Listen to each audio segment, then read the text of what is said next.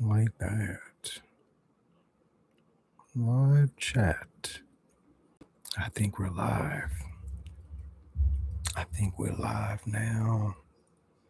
All right, let me turn the light on. Let me turn the light on.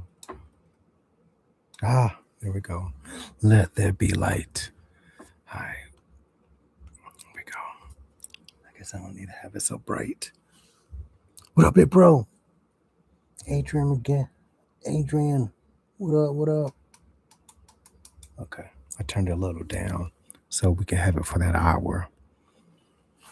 What up, BTSD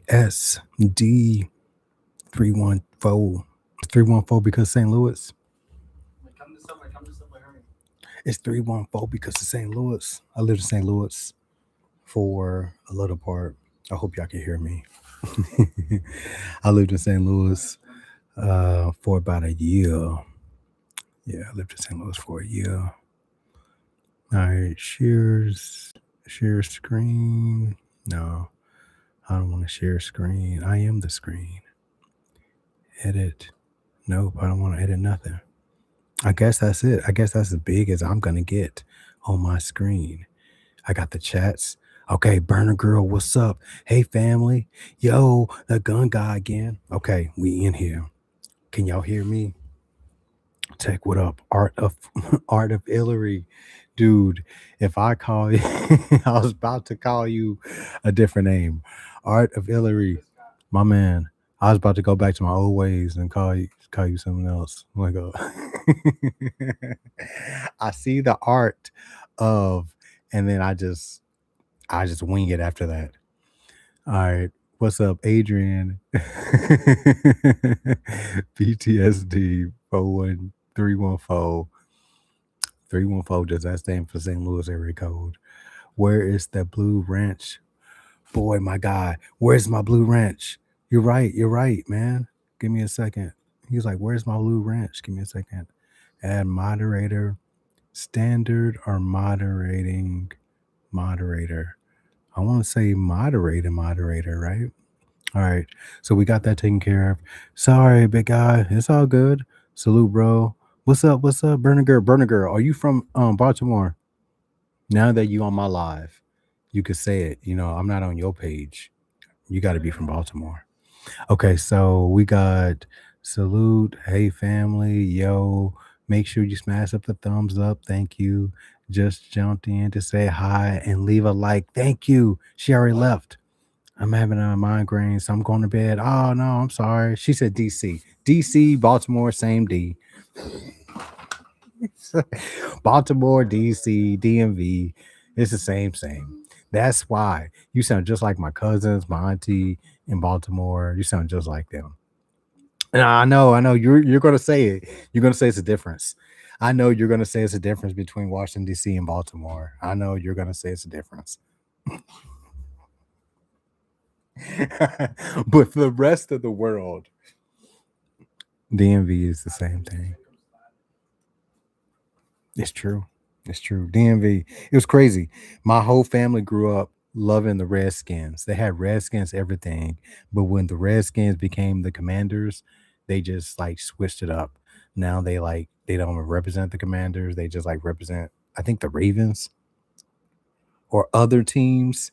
Like they hated the name change so much that they just refer to them to the Redskins still. It's crazy because I'm from Kansas City and they had to get rid of some things that they did at the Chiefs game because I thought they was going to change the Chiefs name, but they kept it. They kept the Kansas City Chiefs, but they had to make it so you couldn't dress like a Native American or an indigenous American, and you couldn't do some of the chops and some of the chants that they used to do at the stadiums. And I saw that all that I'll be watching. I've never been to a football stadium in Kansas City, but I'll be watching live of them just doing all kinds of racially discriminating chants. You know what I'm saying? Just some racist stuff. And we just went with it. It was crazy. We just went with it.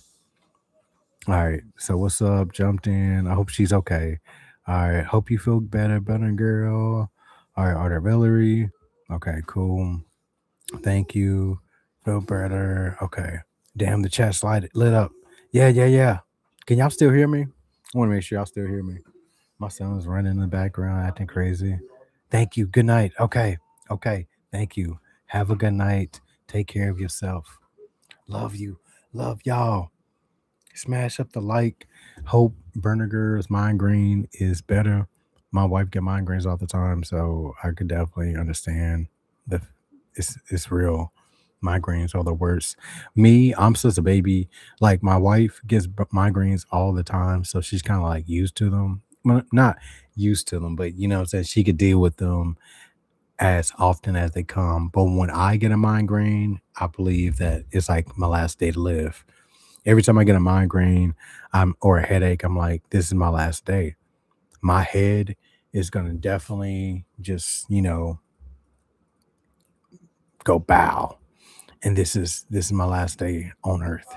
Anytime I get a migraine or headache, I'm that kind of person. I'm like, oh, this is the day. This is the day. Or heartburn. If I get heartburn, headache, or migraine, I'm just like, yep, this is my last day on earth. I can't do it. I can't do it. Anything else, I'm okay with. I'm okay with like sniffles. I'm okay with like runny nose, cough, all that good stuff. But when it comes to like migraines, headaches, or what is that? Migraine, headaches. I can't do it. No, no, no. I can't do it. So my kids are now, three of the five have graduated high school. So we in there. We got them graduated.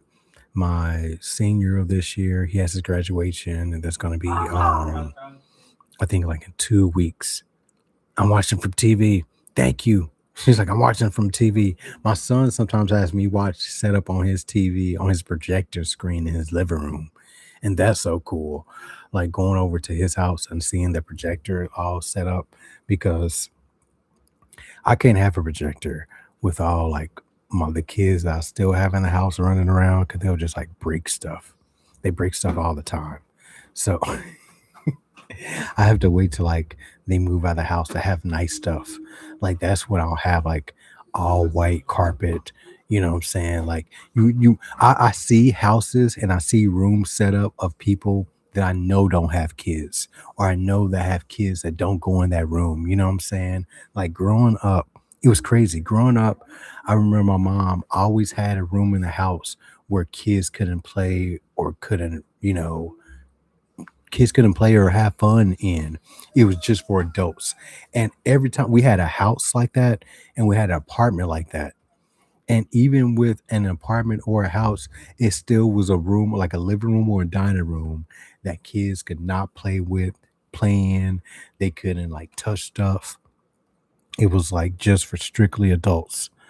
And it was set up perfectly with like, decorative stuff, china stuff, the luxury good stuff. All white carpet, white furniture. It was all lit up. But kids could not be in that room growing up.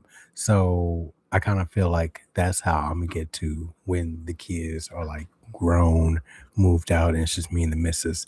Then I could have a room or a whole house that's just decorative and looks nice. I remember in 2020, there was one of my friends going live, and they was at a party that was going on, and they was like walking through the party, and it was in LA. So they're walking through the party, and you could see like statues in the living room. You could see the neon lights all set up. You could see a piano set up in the background, and all this stuff. I was like, man, they don't got no kids. Like seeing all that stuff live, from statues being perfect and not broken, from pictures on the wall set perfectly. The carpet was all like shagged out. I was like, man, they don't got no kids. They had a studio in one of their rooms, was just like all acoustic studio. It was crazy. But I was like, I watched that live for like 3 minutes, and I was like, oh man, this person don't have no kids. They got money, and they don't have no kids because like they got like art pieces of statues and art pieces of framed artwork that kids haven't damaged or anything like that. So they live in the dream because when you have crazy kids and they'll damage some stuff, it just is what it is. So kids are graduating. We have a graduation, I think it's like the 3rd or so, June 3rd. One of my sons will be graduating. He'll be the third one graduating. And then I'll just have two more after that, which will be my 10th grader. He'll be a junior. He'll be going to a junior come fall. And then I have a 7-year old that he will be homeschooling as a second grader.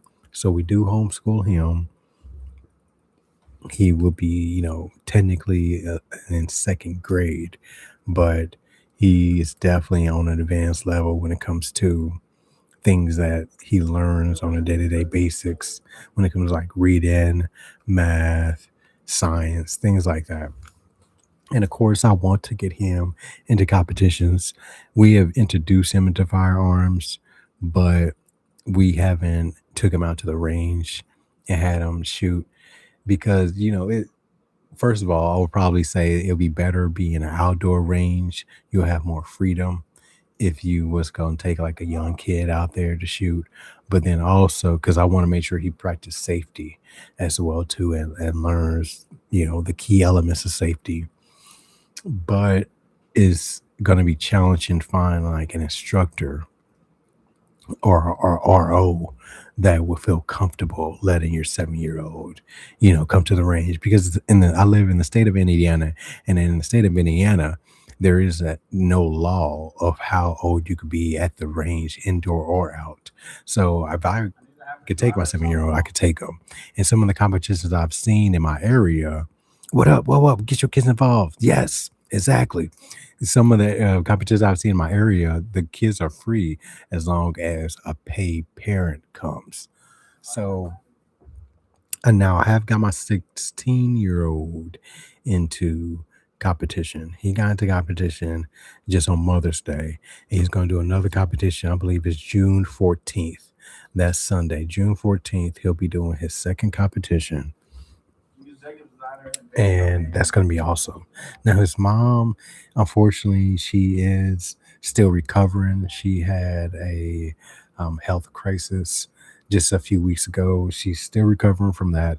I don't know if she'll be fully recovered by the time June 14th comes up to do the competition, but we're going to wish her the best.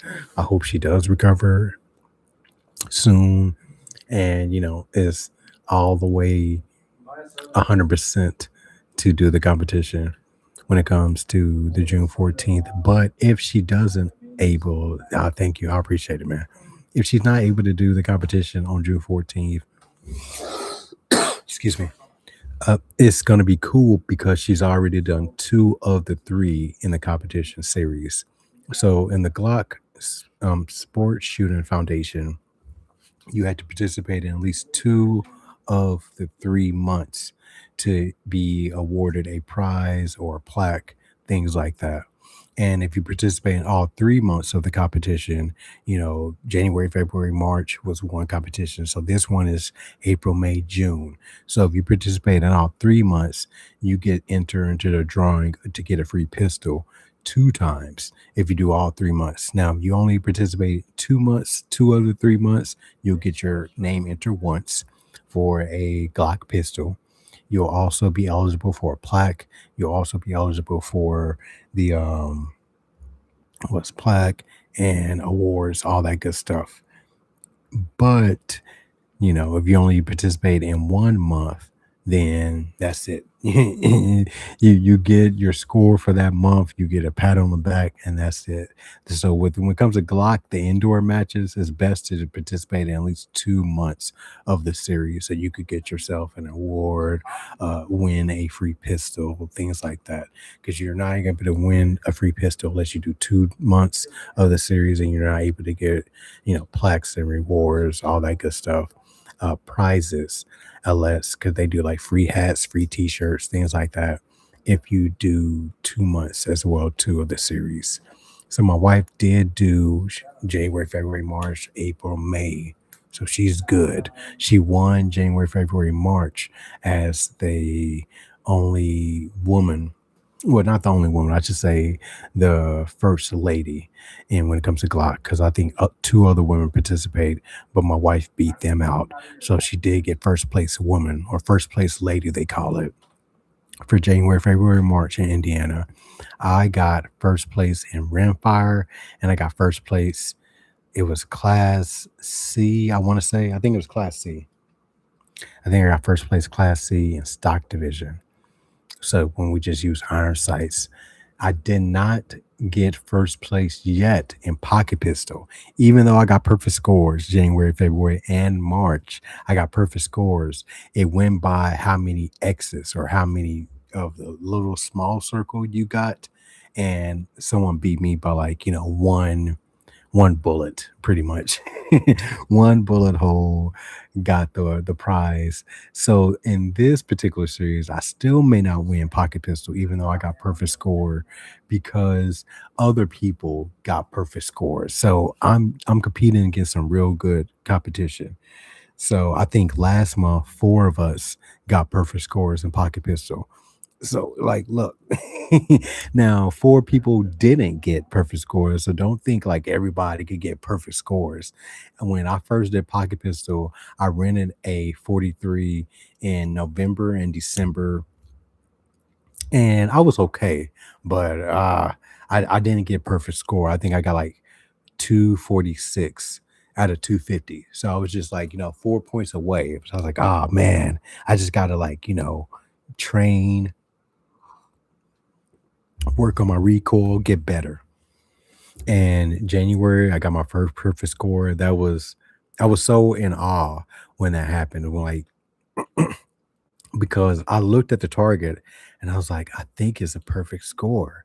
And you take it to be graded because even though you shoot it, you still have to get it graded by a certified, scorer. And they have to verify if it is a perfect or not. And they was like, yo, man, yeah, this is a perfect score. Let me get your patch and let me take your picture. And I was like, oh my God, oh my God. Gotta go. All right, man. Have a good night. Thank you. I appreciate you, man. All right, gotta go. You gotta go. That gun guy again. Please subscribe to him if you haven't already. And you're watching the replay of this live, please subscribe to all these people that was in the comments. Art of Hillary. We got Adrian Mattel Guns. We got Burner Girl and that gun guy again. Some great, great people. I do know they had YouTube channels, and I watch their YouTube channels all the time. So subscribe to them. Now, kids are in competition. So we got the 16-year-old competition. I'm still working on the 17-year-old. Now, the two grown-ups that I have two 20-year-olds and an 18-year-old. They do come out to the range to me and they will, train with me, but I have not got them in competitions yet. Now, the two 20-year-olds, they work schedules all over the place. I may get my 20-year-old that's at the house. I may get him into competitions now that I think about it, because he recently quit his job and he's just been helping us more with the 7-year-old and helping us more at the house. So I may get him to competitions, but currently right now I have a few friends that I've met in competitions where, if I'm ever in a competition, normally I know somebody by now, and that feels pretty good because at first when I started competitions last October, I was a new guy. I didn't know anybody whatsoever. In November, I met a few people from a local club that I now have joined. But at the time, I just went to their meeting, met them, and they seemed cool. In November, I noticed that some of them were going to competitions that I went to, and that was cool. Like, saying seeing them in a meeting setting and then seeing them at a competition. But then one of the guys was like, "Yo, man, you're a good shooter. You should come over and shoot with us at another location."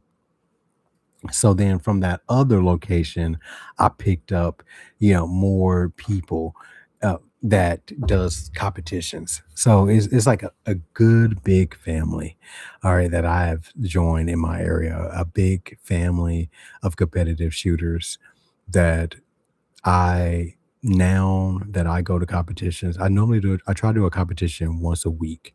All right. At least once a week, I'm in some type of competitions, whether I'm doing bowling pins, whether I'm doing some type of IDPA, whether I'm doing Glock sports shooting, I'm doing some type of dynamic pistol training, some kind of class that I'm taking at least once a week now. And that's fun for me. So training at least once a week and then also getting a class or getting some type of competition in once a week has been fun. I'm not exhausted. I've been doing that for all pretty much all this year. All this year I've been trying to do a competition once a week and it's been successful and I'm having fun. Now, of course, if I wasn't having fun and, you know, if I sucked or anything like that, then it would be a different story. But I feel that I'm getting better and faster, so it's fun. Uh, that first, my going in, I wanted to make sure that I did not place last, and I also wanted to make sure that I didn't get disqualified. And I mastered all of those. So far, so good. So far, I haven't been last in any competition, and so far, I have not been disqualified in any competition. So that has been good because, for me, I wanted, I do want to do good and I do feel that I'm good. And that's what got me into competitions early in my shooting journey, I should say, because I started shooting January 1st, 2025. I literally got my first pistol ever and started going to the range at least once a week, practicing, taking classes. That was my everyday pistol. So I wanted to make sure I was able to use it. I got my concealed carry permit, all that good stuff. But then come October, I saw that there was a competition in my area that comes once a year, but it was a Glock competition and you could win a Glock. And I was like, "Oh man, I could win a Glock. That'd be awesome." Now I went there. I did not win a Glock. I did not win a Glock when I did the competition. I was really mediocre, to say the least. I was like 35 out of 70, so like right in the middle of the pack. So I did that, and that only come once a year in October in my area. But then after that, I was like, man, what can I do to prepare for that come October of every year? What do I do in between? If I'm going to be doing that in October every year in my area, what can I do to make sure that I'm better next year? And then that's what got me into think about other competitions, from Michigan to Ohio to Indiana, and I was gonna try to look up some in Illinois, but my wife was like, "No, we're not going to Illinois." And Illinois has a lot of strict gun laws and, you know, I should say just a lot of laws when it comes to firearms. So she just didn't want to be in that area with our firearms in a situation, that we can avoid. I remember last year I have a membership to a range, a nationwide range where I've been to tons of different ranges outside of my state. And I don't have to pay for anything because I got my membership. So we was in Illinois and I got my pistols. I already had my pistols. I had magazines. I had my firearm. I called ahead and I asked them, "Can I rent a range when I'm there? Can I rent a lane in your range while I'm there? I don't need any ammo." Because in the state of Illinois, you have to have one of their Illinois cards. I think it's called a Floyd card. You have to have a Floyd card, firearms, whatever ID card in order to buy a firearm, and you have a Floyd card in order to buy ammo, just period. So I was like, I don't need to rent a firearm. I don't need to buy a firearm when I'm in Illinois, and I don't need to buy ammo because I'm gonna bring that with me. All I do is need to rent a lane. And they was like, "Oh yeah, yeah, that's cool. You can rent a lane while you come here." So that was cool. I got the answer. But then when I went there in person, I gave them my ID. He looked, he saw that it was an ID. And then he was like, so what do you want to do? And I was like, I just want to rent a lane. I have everything. I have my eyes, my ears, my ammo, my firearms. I have everything I need. All I need is a lane to shoot in. And he was like, 1 second. And he got a manager. And then the manager, he told the manager, like, hey, this he is a member of our range, but he doesn't live in the state, but he doesn't need anything but a lane. And then the manager was like, yeah, I mean, if he doesn't need to buy anything from us, yeah, he's good to go. And it was cool. It was cool. Me and my wife shot at Illinois. We had a good time. The only thing different that we noticed is that the younger guys in Illinois were all shooting shotguns, and that was a big difference.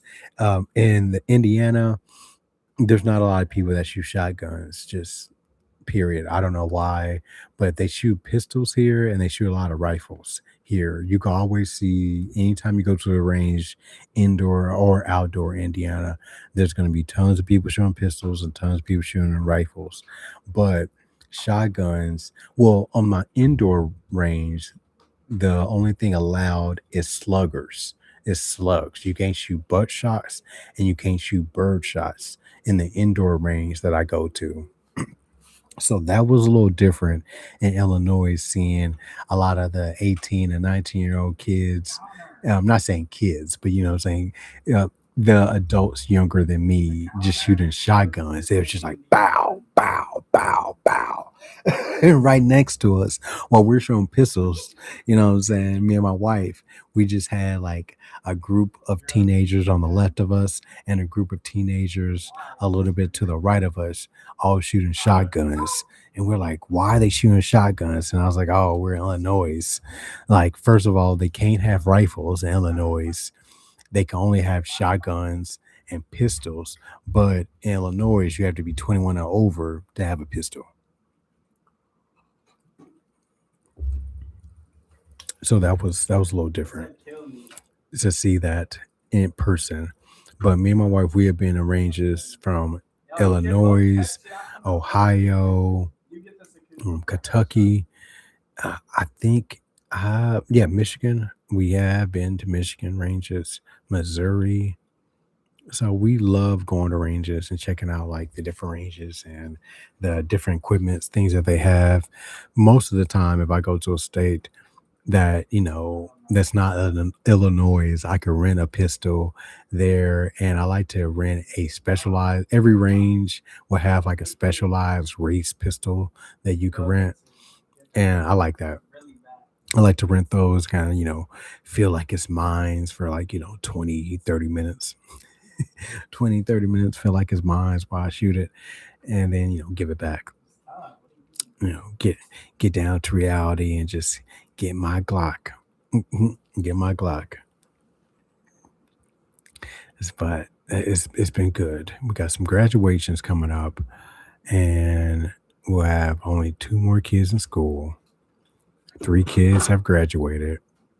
Then the competitions, I have a few competitions coming up. Ooh, I gotta get my phone. I have a few competitions coming up.